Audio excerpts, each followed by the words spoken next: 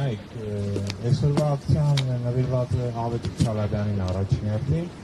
սակայն նաև նվիրված է բոլոր քաղբանտարկյալներին։ Մենք ցավոք սրտի ապրում ենք մի ժամանակաշրջանում, երբ չգիտեմ, ցավոք սրտի դարել է նորմա ունենալ քաղբանտարկյալ։ Հայաստանը այդ առումով երևի նախանձում է իր հարևաններին Ադրբեջանին եւ Թուրքիային եւ փորձում է մրցակցության մեջ մտնել հնարավորինս շատ քաղբանտարկյալներ ունենալու հարցում։ Եվ այդ մրցակցությունը սակայն հօգուտ հայ ժողովրդի չէ, հօգուտ այն իրավիճակի չէ, որ ստեղծվել է Հայաստանում։ Մենք պետք է պայքարենք մեր բոլոր քաղբանտարկյալների համար։ Ինչու ենք այսօր հավաքվել հենց հատուկ Ավետիք Չալաբյանի համար, ոչ միայն որ նրա համար որտեղ Ավետիք Չալաբյանը մեր ընկերն է, ոչ միայն համար որ Ավետիք Չալաբյանը հայաքրեի քաղաքական լիդերն է, այլ նաև այն պատճառով, որ Ավետիք Չալաբյանը այն սիմվոլն է մարդկանց, որ քաղաքական հայացքների, իր քննադատական խոսքի համար պարբերաբար հետապնդումների է ենթարկում այսօրվա ռեժիմի կողմից։ Այսպես ինչ-որ ֆրագմանտիկ դեպքեր չէ։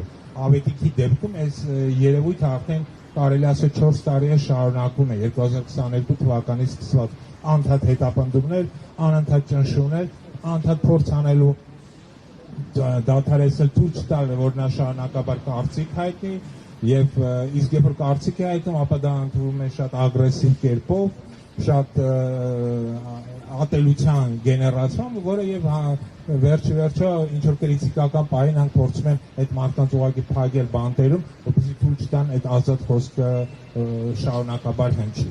Սա է պատճառը։ Եթե մենք այսօր այս թեման մոռացության տանք, ասենք լավ, թող փաստաբանները այս հարցով զբաղվեն, վերջը սա իրենց գործն է, չբարձրացնենք այս հարցը, ապա հավատացեք ինձ, մենք կդառնանք կվերածենք կամ Ադրբեջանի կամ որտեղ հարյուրավոր, ըստ օրինակ Ադրբեջանում մոտավորապես 400 քաղբանտարկյալներ կան ճանաչել Եվրոպական միության կողմից։ Մենք պետք է հասնենք նա, որպեսզի արևմուտքը եւ ընդհանրապես ամբողջ աշխարհը ճանաչի այն փաստը, որ Հայաստանում սիստեմատիկաբար կան քաղբանտարկյալներ։ Հետևաբար,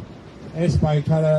մեր կողմից օգուտ Ավետիք Չալաբյանին նաև նվիրված է բոլոր քաղբանտարկյալներին։ Խղճի բոլոր այն բանտարկյալներին, որոնք գտնվում են բանտերում, որոնք գտնվում են տնային կալանքի տակ, որոնք անընդհատ հետապնդումների, հալածանքների են ենթարկվում։ Այս ամենը պետք է Հայաստանում վերանա։ Եթե մենք իսկապես ցանկանում ենք ժողովրդավարական պետություն